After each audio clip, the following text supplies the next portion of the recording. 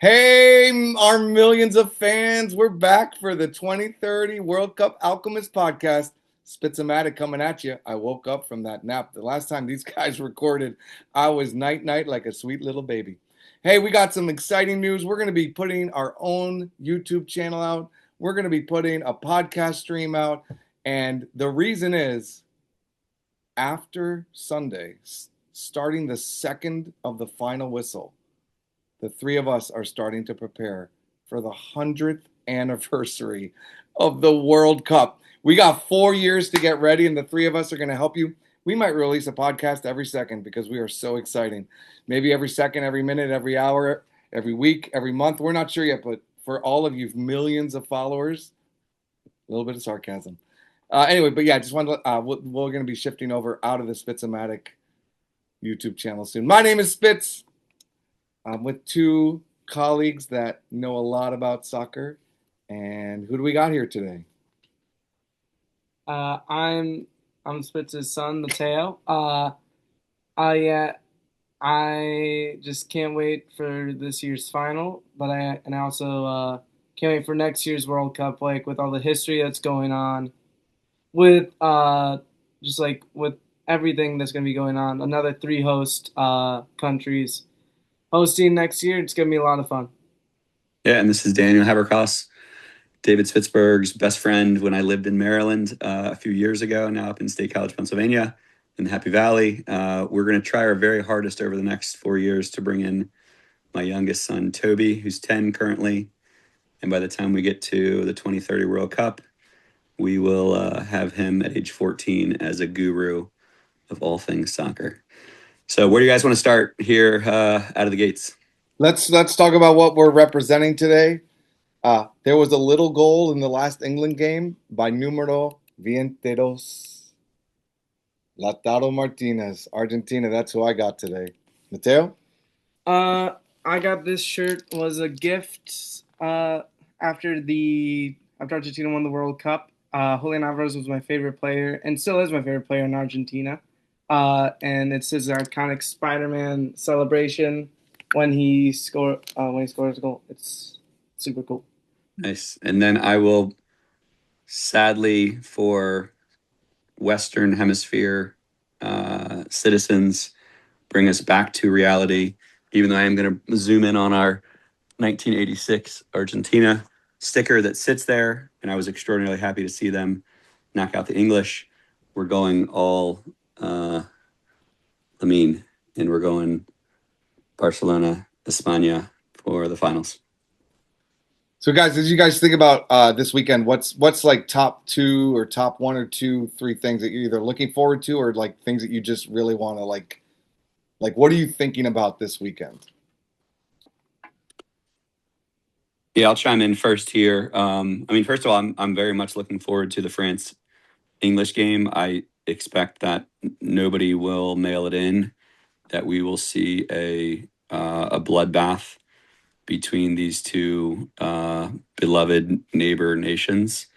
I think England's actually going to put up a very good fight in this one, but I think it's going to be, to England's demise, a high-scoring affair. I think that France kind of letting things slip away and getting manhandled the way they did against Spain, they will take it out on their English neighbors. Yeah. My thing, two things I'm looking forward to. Number one, it's England or France losing. Two teams that I despise will lose and not win anything at this World Cup. Wait, they get a medal for third, I think. No, for fourth. I'm saying that one of them has to lose. Oh, yeah. Okay. So that's gonna be fun, and just the scenes from Argentina. We have of course we have family from down there because of my mom. So it's gonna be fun, like seeing like pictures and videos that the family in Argentina is gonna be sending from down there. However, we do have a cousin, so I have a pretty tricky situation because she currently lives in Spain. So it's gonna be an interesting day for her tomorrow. I think for me, I don't really care too much about the England-France France game. I'm gonna watch it, but not really like my cup of tea. The somebody asked me today, like, what are you gonna do if Argentina wins? And I'm like, that's easy. My fear, if Argentina loses, what this young man and his mother are going to be like when England scored the goal on whatever day that was. Like Mateo was in a fetal position like this Mhm. for 5 minutes. Oh. 1 minute for like a minute. It felt like three. It might have been 3 years that he was in that position. But I like, and my wife, who got me into soccer, but now I love soccer way more than she does. But I'll tell you what, when she and him are watching an Argentina World Cup game, it's a different level that I am nowhere near. So, like, all the other days in the year, I'm the soccer fanatic in the house. No question. I'm like, did you hear what Messi did with Miami? Or can you believe what's going on with River Plate? Or like, these two are not as into it on the day to day throughout the year, but I am nothing of a fan compared to him and his mother. So I'm getting nervous about the game, and like we're going over to a friend's house who just randomly invited us, and like they're like, would you like any snacks or cookies? And we're like, no, we're just watching the game. Keep your snacks, and no, we're just watching. So it's like the temperature is raising, right? I think it's each minute as we get closer to kickoff. So I'm kind of both like fearful and excited for the game. Yeah. Now, just to bring up kind of what's been stated and recorded in the past, the last two rounds now, David, you have selected the opponent of Argentina to move forward. How has that sat in your house, in your bed, But in wait your a minute. life? There's a difference between talking to a camera and saying, I think this team is going to win. And when you're watching a game, I have no allegiance to my own prediction. I have an Okay. allegiance to my wife and my family. So there's no like split personality when I'm watching the game. This is kind of what my soccer mind thinks, but Okay. my heart and my gut and my soul is always with Argentina, And you're unless we're playing the U.S. And then I do have some. okay. Also, And your Argentinian born wife and lover, she was okay with those predictions of your He head, not doesn't your care. heart. He doesn't care what we talk about on this guy. Yeah, hopefully soon she will. uh, And he also, didn't bring it up. And when we were also, watching the game. I may or may not have after he predicted Switzerland to win, on his own terms, and he said that and then he said at first that England would win, and then he changed his prediction that Argentina would win when he was telling us what to say for the podcast last time since he couldn't come. I told him to just stick with England because Argentina won last game with him predicting Yeah, so he makes me more nervous Argentina. about my predictions because he's like, no, you have to predict this. And I'm like, in my mind, I have all these thoughts. I'm like, I don't know what to think. That's good. Yeah, We're getting I real feelings here. I like it. wanted England to win so that we could stick with the pattern. So yeah, I'm let's. not. I'm fine. I'll predict Spain to win today. No. Because Daniel's gonna predict Spain to win. But let's dive into the semifinals games. Why don't we? Yes, that sounds good. Okay, Spain versus France. I forget what your score prediction was. What was My it? prediction was 4-2. I said that I thought Spain would like sneak in an extra goal kind of at the end just to like pour salt in France's wound. So we did not get to 4 goals, but we did get to a 2 goal differential victory, Yeah. which I felt extraordinarily happy about.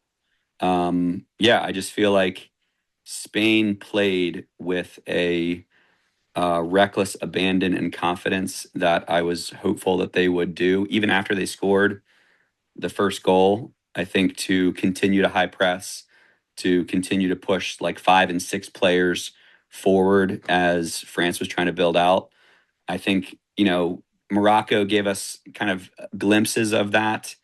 Uh, but that was really, in my impression, that was the first time we really saw somebody just say, "Hey, France, we believe that we are better soccer players than you, a better team than you, and we are not going to sit back and kind of let you have your way. We are going to run the show here and dictate this game," and that's exactly what they did. Yeah.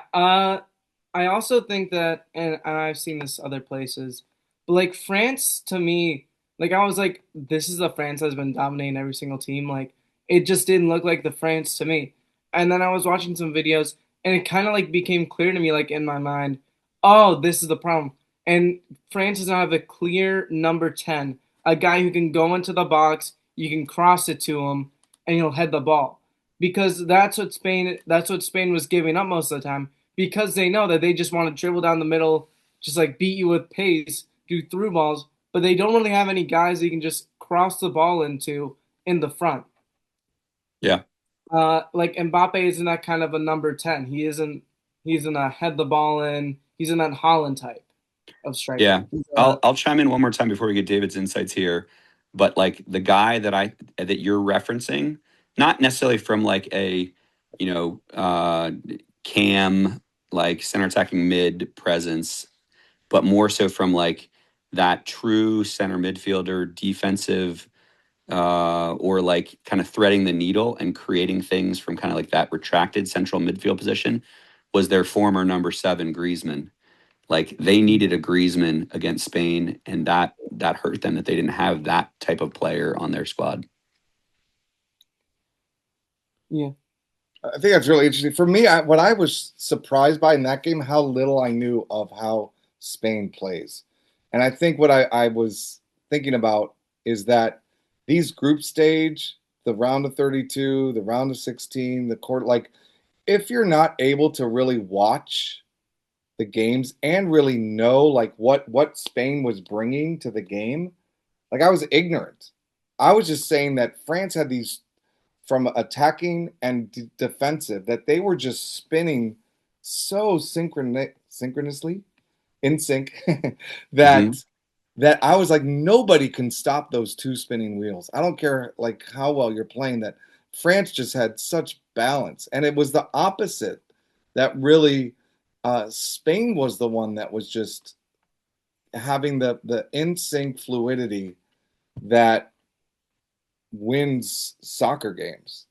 And I was just ignorant, but watching some of that game, it's like it felt like men versus boy, like you said, like they were just Spain was coming as like, and Spain has the experience, right? Like they beat France in huge tournaments, so I don't know. I mean, like as we once we get to thinking about the final, like how much do we really know of how Spain plays and how Argentina plays?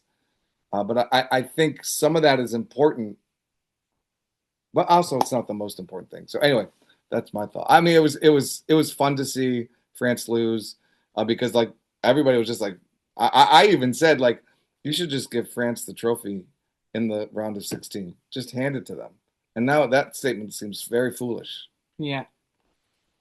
Yeah. I mean, again, I think that as much as I have had Spain winning from the very beginning, the entire World Cup, I had in my initial predictions, I had Netherlands knocking France out in the quarterfinals. Obviously, did not come to fruition. Then I had Morocco knocking out France in the quarterfinals. So I've been waiting for France to get upended here for an entire tournament. I think if you play that match again, France versus Spain, and all the Spaniards out there will not enjoy me saying this. I think France wins that match like 7 out of 10 times. It just happened on that day. Spain commits and Spain shows up with a little bit of a chip on their shoulder, even though they shouldn't, but like they're kind of second rate in the world's eyes to kind of what they can bring to the table, and they're not. They are, and I will stand behind my initial early rounds statement that they are the number 2 best talented, gritty team from top to bottom behind Colombia.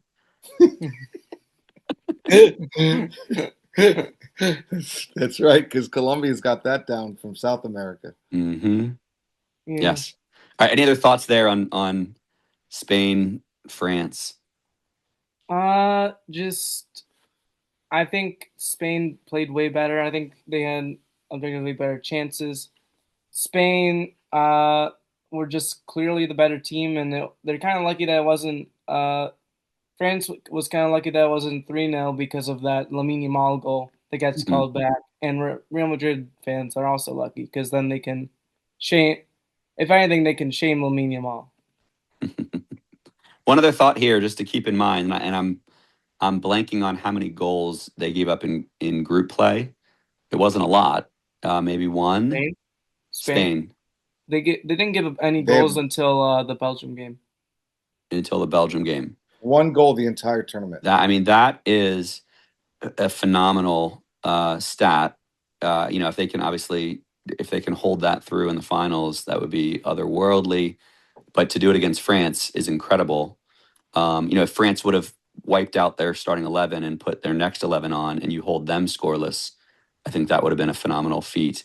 But I do think that the defensive the collective defensive mindset and effort when your opponent has the ball in your defending third and they're attacking third, and how many shots Spanish players blocked in the box because they are all converging when somebody like pulls back to like unleash the cannon. That was so well done. I think England does that maybe equally as well. But Spain showed it to us at the next level against France, which was really cool to see. Okay, yeah. Good thing they brought up England. So let's transition to the England-Argentina game. Sounds good. Thoughts out of the gate from you? From me, yeah. Yeah. So thoughts out the gate. Really a lot to be mad about if you're an England fan. The questionable picks by Tuchel were showing there. Trent Harry Maguire. He's a great center back for Man U.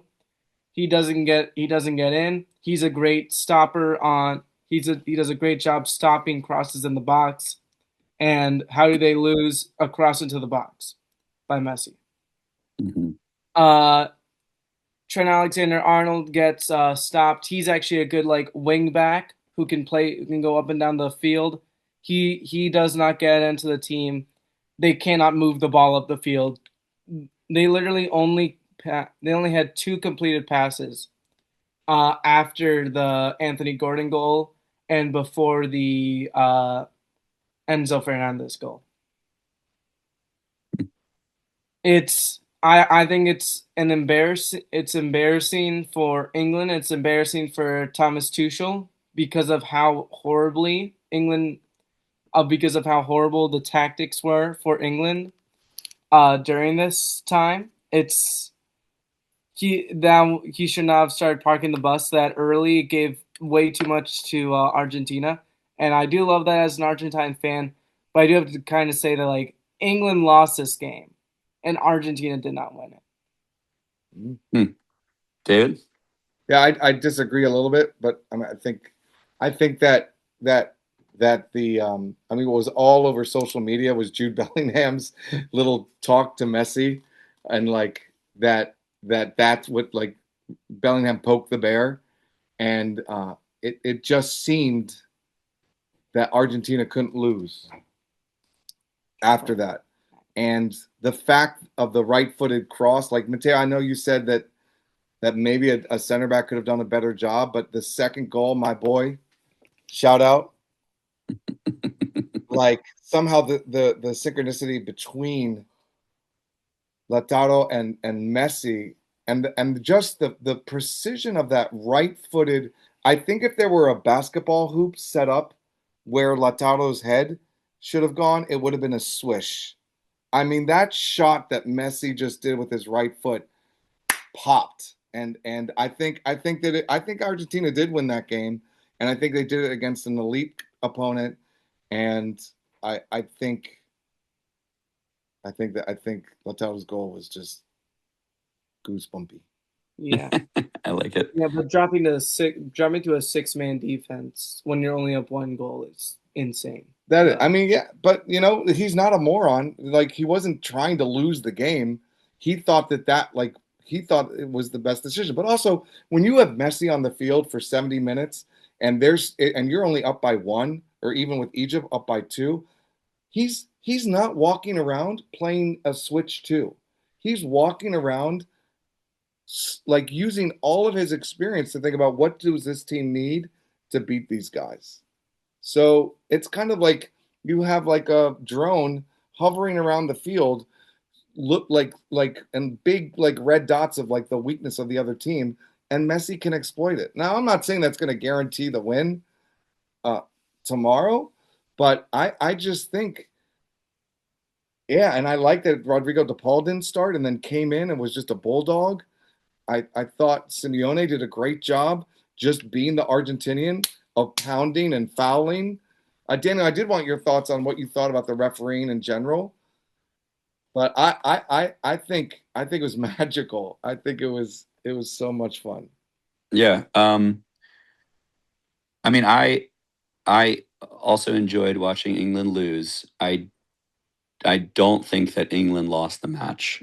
I think that Argentina has shown us literally in every round of the knockout stage that they are fierce and fearless, and they are going to find a way to beat you no matter what it takes, no matter who it takes. They're going to get the job done.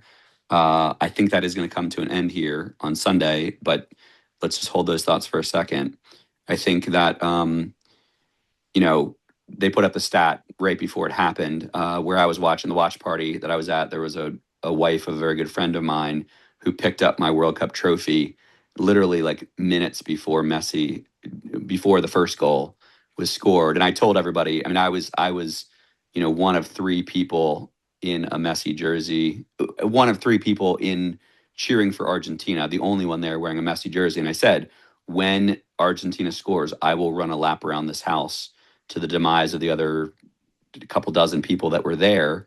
And seconds later, after she touched the World Cup, then I'm sprinting around the house. And then on the second goal, I had like a cohort of like all these little people, all these kids following me, cheering, yelling Messi, Viva Argentina. So I just think that what they've shown us, yeah, from Congo, from Egypt, from to Switzerland, like this has been a phenomenal run by a phenomenal team and by the greatest player of all time.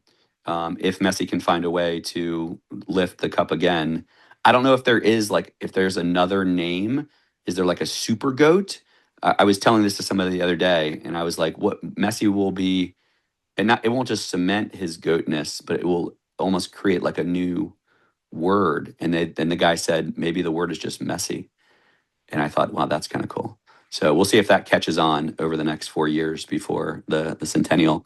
One more thought on Argentina England is the right-footed cross that Messi delivered was magnificent. That came right before another right-footed cross, like just moments before, if you guys recall. Right, he like hit almost a similar cross. It just wasn't, it didn't connect on the earlier one. But I do hope that as much as I love this guy, number 19, and what he is, he hasn't given us all that he has in the tournament so far. He's a young pup. We get that. But there's been multiple moments over this tournament, and especially in the knockout round, where his right-footed deficiency has shown itself. Lamine's right-footed deficiency, where he's on the goal that he scored that got called back. He had to cut it back to his left foot and kind of re-beat a guy. There was another time he had kind of a breakaway, but it was on his right foot. He had that like awkward left foot, and the goalie saved it. I just think like I'm hoping that Lamine is paying attention to he who has the greatest left foot of all time, how strong his right foot is, and what he has shown us in shots, crosses, dribbling, all these different things to open up space for himself and to be able to play balls in with that right foot that are fantastic.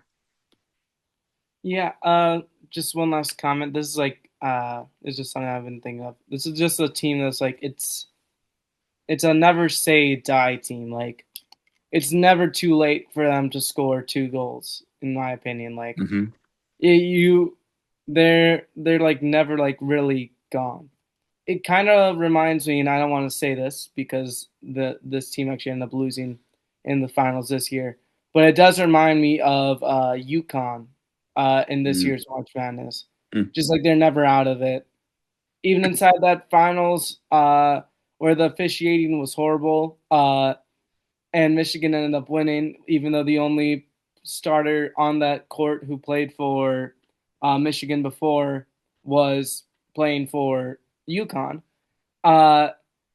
He it Michigan ended up winning that game, but UConn made it close at the end. Like they came back, they riled back, even though they were objectively a worse team. It's good analogy. I like it. Yeah. Speaking from somebody who saw UConn beat Duke, that is an interesting analogy. Mm-hmm. Yeah. So you want to go on to the third place game? Yes, let's do it. I'll just check out. I'm like, You didn't really watch that one.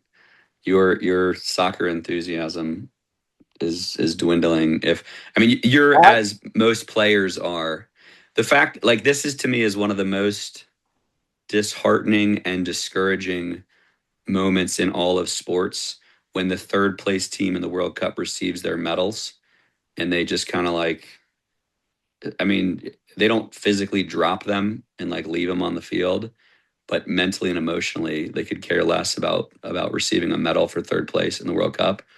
One of the commentators in the semifinal match said that, losing the semifinal is like such a dreadful thing, because then you got to go on not only and like watch the team that just beat you play in the finals, but then you have to play another match. In my mind, you're third in the world. You've made a glorious run in the greatest tournament of all time. Everybody and their mother should want to play with everything they have in the third place match. And I expect that these two teams will, but I would love to see, again, and I say this carefully and gently, I don't want either of these two teams to win. I kind of wish that the stadium would collapse on both of them and no one would be harmed in the collapse of, no fans would be harmed in the collapse. That's too harsh. I apologize. I do think that we're going to see France rise, and in some ways like punish and hurt the soul of all that is English soccer. Yeah. Yeah, this kind of reminds me, I'm a Seahawks fan. This kind of reminds me of when the Niners play the Rams. It's always such a heartbreak whenever they cannot make them both lose. That'll be a lot more fun. But it's gonna be. I think it's gonna be a blowout. I think France is just gonna exact revenge. The if you're gonna be able to get beat on pace by Argentina, you're definitely gonna get beat on pace by France. So, I mean, there were a lot of chances where like Argentina wasn't fast enough. Like I'm going back to that Jed Spence tackle, which was insane. But if that's Kylian Mbappe, he's already 2 steps ahead of where Simeone was, and it's already inside the back of an English net. So, I think that France win this like 4-1. I'm gonna disagree. I think Thomas Tuchel. I think that he is a good coach. I think that he's now got a little chip on his shoulder, because I think the mistake he made, hopefully he's going to reflect. He doesn't have to tell the media what he's thinking, that he made a mistake, but I mean, obviously that was a mistake. And I think that England has the tactical and some of the talent to maybe see what Spain did and do something similar, to frustrate them, to not just park the bus, but to play a style of soccer that stymies them. Now I don't really care too much, so I'm going to stop talking because I could ramble on forever. But what for me about this game is that it's the second to last game of this tournament, and I'm sad. I'm like genuinely. I've enjoyed how soccer has been on First Take and First Things First, and our local show, the Sports Junkies, are talking about Messi. Whereas when he was in Baltimore 2 months ago, it's like they would never. It wasn't even on their radar. DC United is like they would never talk about DC United. So this, like you said, it is the most wonderful sporting experience that happens every 4 years. Now, granted, the Women's World Cup is elevating, and I can't wait for that next year too. But yeah, like this is the second to last game, so yeah, I'm definitely gonna watch it. But yeah, I think England's setting themselves up for really competing with Spain and France and to be the one of the best teams in Europe. So yeah, I'd say 2-1 or penalties. England wins. Wow, I love it. I will. I'm gonna tweak mine for just a second here. I like that analysis from David. I do believe that the English team and their coach have done a remarkable job.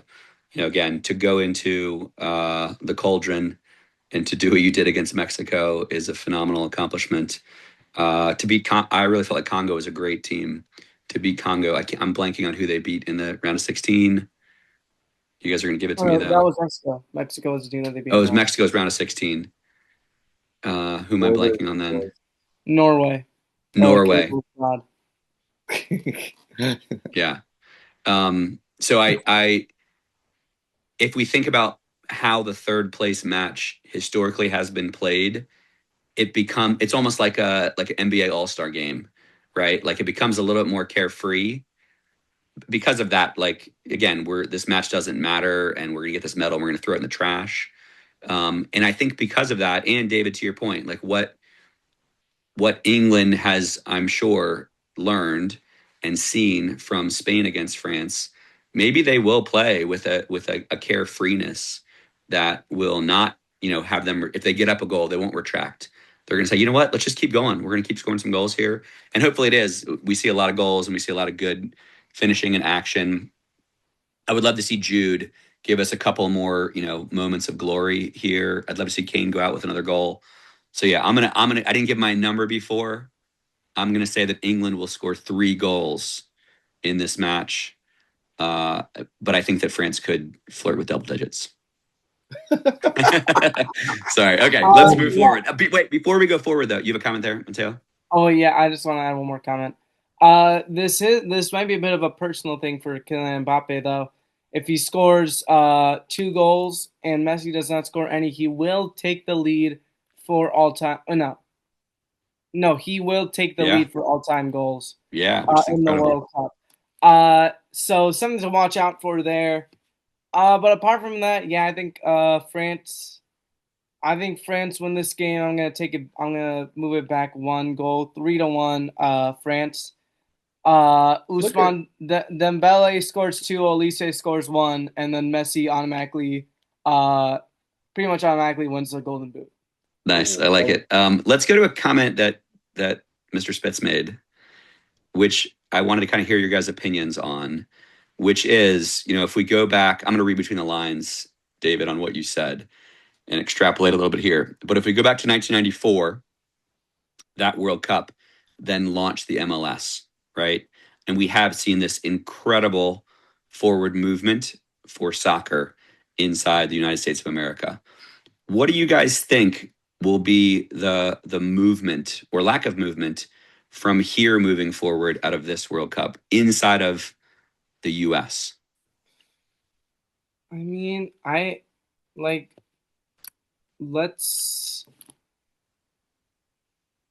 that's actually a hard question. It's something that I haven't really thought of, but I've kind of thought of.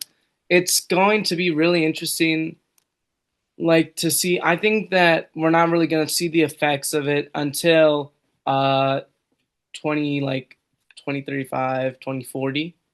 But I think that there's going to be more investment from richer people inside the sports industries, hopefully the Stephen A. Smiths, those people who have gotten into soccer because of this World Cup, who are talking about soccer more often now, and looking at the U.S. and seeing the problems, and then hopefully they dive a little deeper and see, oh, okay, it's our youth, it costs too much, there aren't enough training facilities. How about we do this? How about we do what the Germans did in 10 years, over 20 years ago, to make their team so good?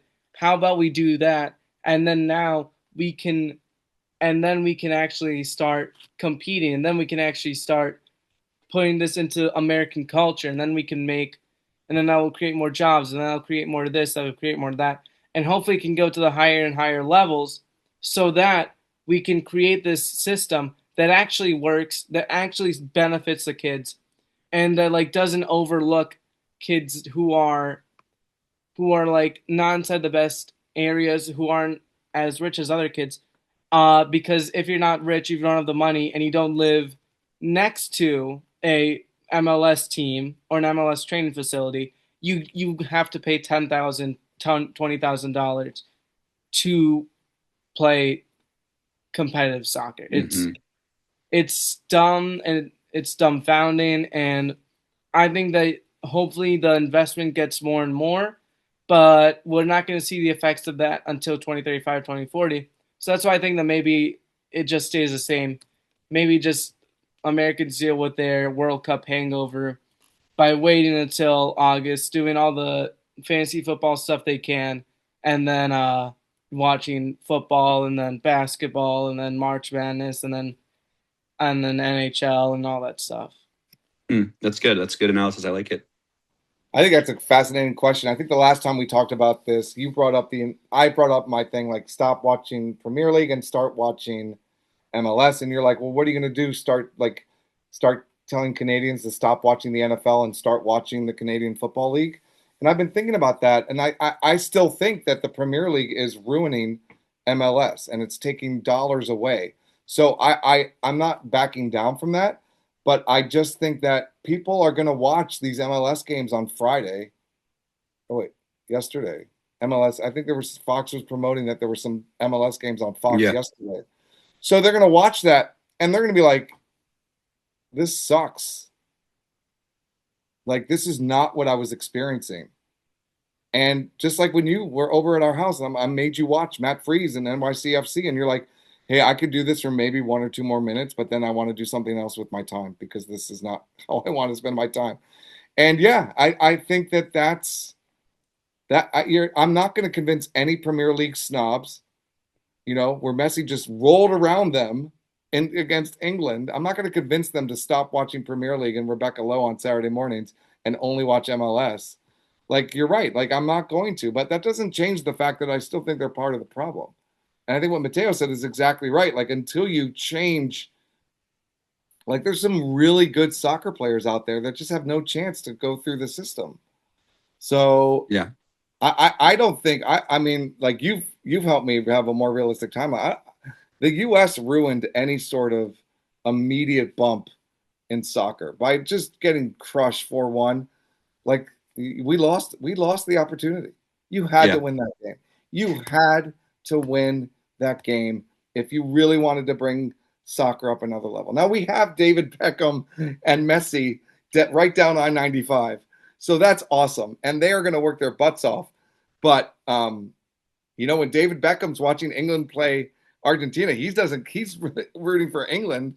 And that's a different level of soccer than what he's trying to create. Sure. In Miami. Yeah, that's good. I mean, I think, to both of your points, like, this goes down to the most basic level of youth soccer, and we've got to figure out kind of a new solution there. It's going to take a lifetime to get that moving in a different direction. As I've said before, until ESPN, until we start seeing soccer be one of the top kind of plays of the day, or people, kids desiring to juggle a soccer ball versus dribble a basketball or throw a football, it's not going to change here. And I just don't think that's ever going to happen in America.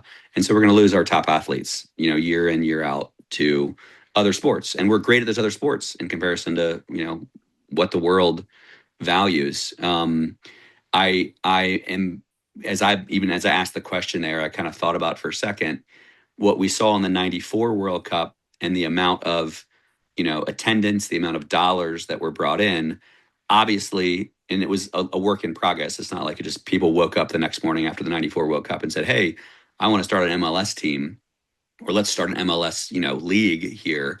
But I've got to believe that people with the caliber of dollars that we're talking about to really invest into a sport and kind of build out an industry, if you will, within our nation, the amount of money that we have seen, again, to my demise, what FIFA has done here to the average fan, the common man, is extraordinarily disheartening. But my hopeful silver lining in that is, we're going to see some people with real means will say, hey, you know what? Maybe there is more to this soccer thing than I noticed before. The fact that, I mean, there were many knockout matches, not including the US. And you're right, the US needed to at least give us, they didn't have to win that match, but they at least had to show us that they can compete. If they could have given us something like the Belgium US knockout round from 14 or 18, whenever that was, and they went into extra time and Tim Howard had 16 saves, that would have been enough to say, okay, we can play on this field. That didn't happen. That's fine. So we'll have to just kind of deal with the reality of that. But I'm hopeful that the amount of money and in some of these knockout rounds where there was literally like $250 million in ticket sales for games that some people would say like, well, that's not that big of a game. And yet that's what the stadium kind of dictated and brought in and what FIFA brought in selling $1,000 tickets for nosebleed seats. So I'm hopeful in that thought for the future for MLS and soccer in the US. This is fascinating, but we got like a couple minutes. Sorry. I think that this is the type of conversation that I think the more we talk about it, the more we're gonna bring insights to the 2030 Alchemist podcast. So I mean, every time we talk about this, I do learn more, and I think different things. So, maybe the 100th anniversary of the World Cup will change things too. We don't know, but we do need to wrap it up. Let's go to the final. Let's hear some predictions. Yep. Okay. I'm gonna start here because I think I'm the most obvious. I'm picking Argentina. I think it's gonna be a hard fought game. I think for once Argentina will. I mean, I'll still have 5 heart attacks before the start of the game, but I think that Argentina, it'll be a little better for my blood pressure. I think it'll be like 0-0 first half, kind of like feeling each other out, not trying to make any mistakes by either side, just like playing like that. And then after that, I think that Spain is gonna try and high press. I think Argentina is gonna like take advantage maybe of a mistake in like the 70th, 75th minute, and then they're gonna score. And then Spain, we haven't seen them like when they have to score a goal to avoid a loss. We have not seen them do that yet. We saw them score a goal. We've seen them score 2 goals late, but that's inside of a game where you're already dominating and you look like you're gonna win if it goes into extra time. So we have not seen them in like that desperation mode quite yet. Mm-hmm. That's good. Dave, what do you got? Can we play rock, paper, scissors to see who goes next? You got it. No, I succeed to you. Well, that's boring. Yeah. I just want to do a prediction based on my wife's blood pressure. I think 120/80 is a good blood pressure. I just don't want her to go like 200/100. So I really have no idea. I think that we couldn't really ask for a better final. I think France Argentina would be kind of weird again. I think clearly these are the 2 best teams in the world right now, and I really I don't know how to make a prediction besides I just hope tomorrow at around 5 o'clock, I'll be running around this person's neighborhood who I don't know that well, taking my shirt off Please don't do that. and just swinging my shirt around, being "Vamos!" I'm going to. I will wear an undershirt. I will wear an Thank you. undershirt this time. Please, for the love of Argentina, yes. There is no doubt in my mind that I am running out of that house the second hopefully if and when.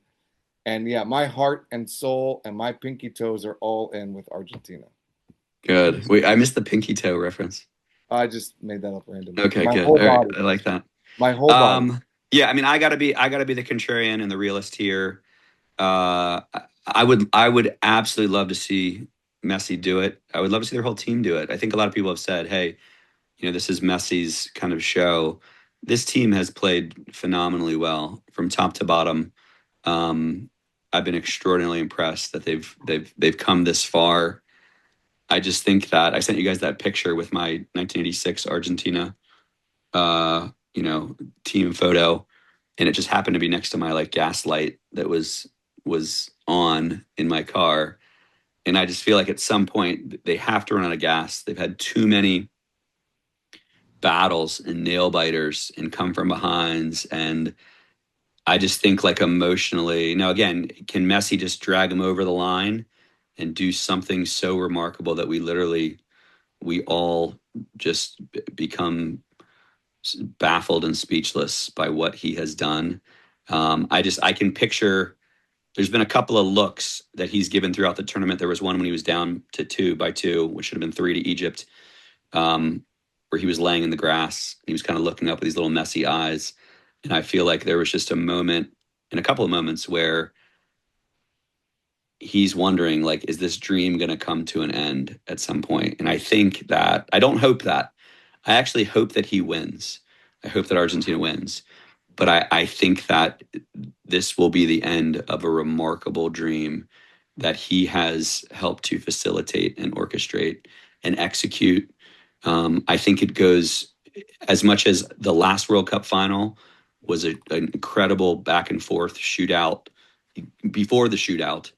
I think this will be, in some sense, very much the opposite of that. It will resemble a lot of the Netherlands Spain 2010 World Cup, where we're going to go into extra time tied, I think 0-0, and Spain will find a way to not only weather like the last 15 minutes of what I think now Argentina in the knockout round has scored, or I guess it's in the entire tournament, they've scored 11 goals after the 75th minute.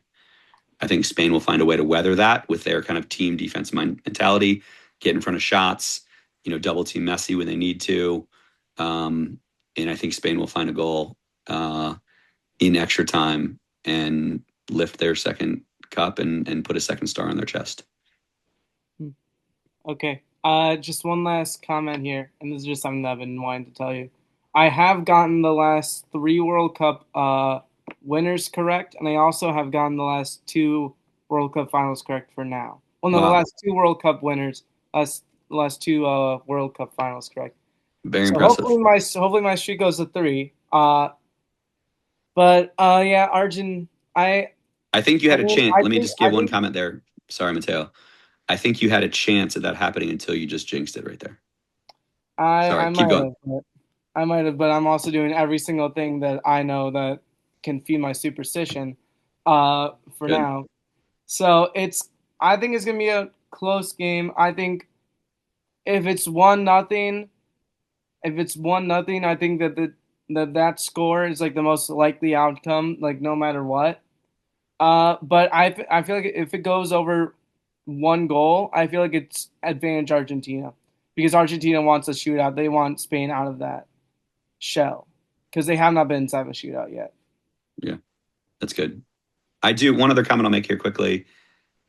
I think we will see similar from Lamine that we have seen so far. There will be little moments that are really cool, but nothing really that's like captivating. I think that we will see a single moment. It might not produce a goal, it might not produce an assist, but I think we will see something that the world will recognize like, wow, this guy has the potential to be the next. If he can actually step into that, we'll see over the next 4 years and into the next World Cup kind of what he can do to progress from where he's at now. All right. So we put a wager on back in your house back in Memorial Day where the winner, if you can predict the team that wins, you get a jersey with whatever name on the back you want. So may the best team win and may the best dude get their jersey. Yeah. Yes, I love it. Full price. And so he already has to pay half of whatever jersey wins. Yeah. It's whoever of us has to pay the half, and whichever of us gets a brand new jersey. I love it. I think number 6, Xavi, has my name written all over him in like a throwback, the ultimate throwback, like Spain jersey. Unless you want to predict it. No, well, no. Don't you want one with 2 stars though? Like we can put 2 like premonitioning stars on there. If he were to just come out of retirement and play one game. Yeah. If anybody could, he's the one. All right, we better wrap it up. Thank you, people, or whoever is listening. But this was great. We will be back starting to cover the 2030 World Cup coming at you really, really, really soon. Any final comments, fellas? No, thank you guys so much. We appreciate this. A lot of fun. Argentina. All right. Viva España. Bye. Vamos, Argentina. See ya.